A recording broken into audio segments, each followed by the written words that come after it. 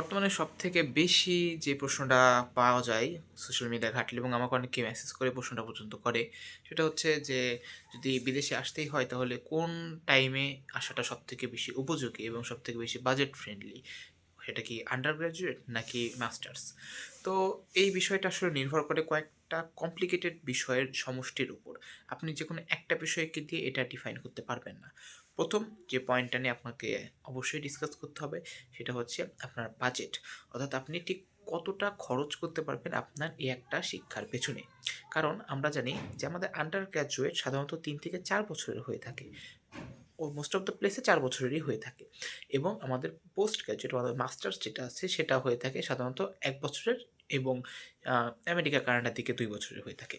তো সেখানে আমরা দেখতে পারতেছি যে আপনার যে ব্যাচেলর করতে খরচটা হবে বিদেশে, সেই খরচটা অর্ধেকেরও কম হয়ে আসে আপনার শুধুমাত্র আন্ডার গ্র্যাজুয়েটের যদি আপনি না গিয়ে মাস্টার্সের জন্য যান তখন। অর্থাৎ আপনার খরচের পরিমাণটা খুবই কমে আসে এবং আরেকটা বিষয় যারা খরচ একেবারেই করতে পারেন না তাদের জন্য সমস্যা নেই। যেমন অনেকেই আছেন যারা হয়তো একটু মিডল ক্লাস ফ্যামিলি থেকে বিলং করেন, তাদের পক্ষে খরচ খুব একটা করা সম্ভব হয় না। সো তাদের জন্য যে জিনিসটা ব্যবস্থা সবথেকে বেশি হেল্পফুল সেটা হচ্ছে স্কলারশিপ এবং ফাইন্যান্সিয়াল ফান্ড। তো এই ২ ক্ষেত্রেও আমরা দেখতে পাই যে মাস্টার্সের ক্ষেত্রে এই দুটো সেগমেন্টে অবশ্যই বেশি ফান্ড পাওয়া যায়, বেশি স্কলারশিপের সুযোগ পাওয়া যায় যেটা ব্যাচেলরের ক্ষেত্রে পাওয়া যায় না। এর অন্যতম বড় কারণ কি? অন্যতম বড় কারণ হচ্ছে অবভিয়াসলি কস্ট। কারণ আপনি দেখুন ৪ বছর আপনাকে রাখতে, আপনার সমস্ত ভরণ-পোষণ দিয়ে রাখতে, আপনাকে রাখতে যে পরিমাণ খরচটা ইউনিভার্সিটির হবে সেটা ১ বছরের ক্ষেত্রে কিন্তু অনেক কম, প্রায় ৪ ভাগের ১ ভাগ। তার জন্য মাস্টার্সে এই স্কলারশিপের সুযোগটা বেশি এবং most of the country, most of the ইউনিভার্সিটির দিয়ে থাকে বাইরের। কিন্তু আমরা এই সেম ক্ষেত্র যখন আন্ডার গ্র্যাজুয়েটের দিকে যেতে পারি তখন দেখা যায় যে আন্ডার গ্র্যাজুয়েটে অধিকাংশ ইউনিভার্সিটি, অধিকাংশ কান্ট্রি ফুল স্কলারশিপ প্রোভাইড করে না। সাধারণত তারা আংশিক স্কলারশিপ এবং বিভিন্ন ফাইন্যান্সিয়াল ফান্ড প্রোভাইড করে থাকে। সেগুলোও খুব কষ্ট যদি আপনি তখন আগে চান্স পান সেই ইউনিভার্সিটিতে, তারপর আপনাকে সেই হিসেবে আপনার কস্টকে কভার করে দেওয়া হবে। এই একটা অন্যতম বড় কারণ বাজেটিং। আরেকটা অন্যতম বড় কারণ হচ্ছে আপনার মানে আমরা মোস্ট অফ দ্য যারা স্টুডেন্ট আছি আন্ডার গ্র্যাজুয়েট বা ব্যাচেলর সাধারণত করতে একটু বাচ্চা টাইপের পোলাপান, ঠিক আছে? তো বাচ্চা টাইপের পোলাপান গেলে হয় কি, অনেকে ভিন্ন সংস্কৃতি, নতুন জায়গা, নতুন স্বাধীনতা এর ফাঁকে নিজেকে একদম হারিয়ে ফেলে। নিজের যে উদ্দেশ্য, নিজের যে গোলটাকে নিয়ে আসছে সেটা থেকে তারা সরে যেতে পারে। তবে হ্যাঁ, আমি বলতেছি না যে সবাই, এটা একটা কি বিভিন্ন মানুষের ক্ষেত্রে হয় আর কি।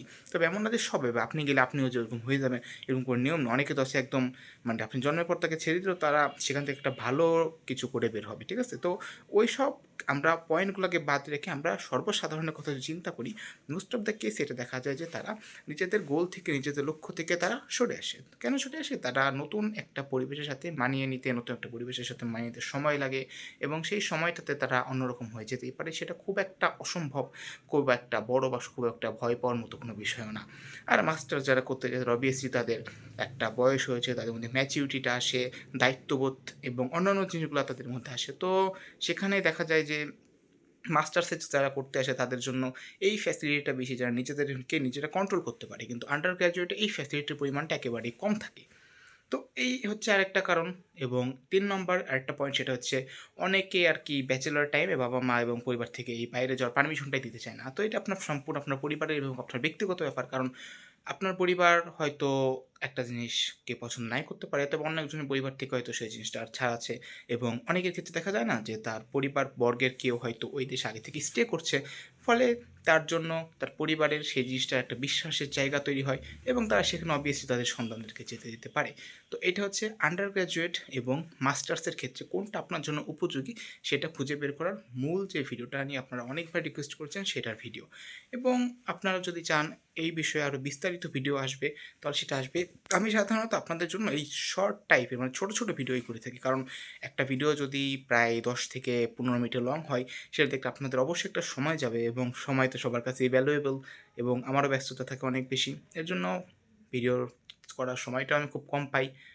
তো যতটুকু পাই ততটুকু আশা করি আপনাদেরকে সাহায্য করতে পারি। ব্যাস এইটুকুই।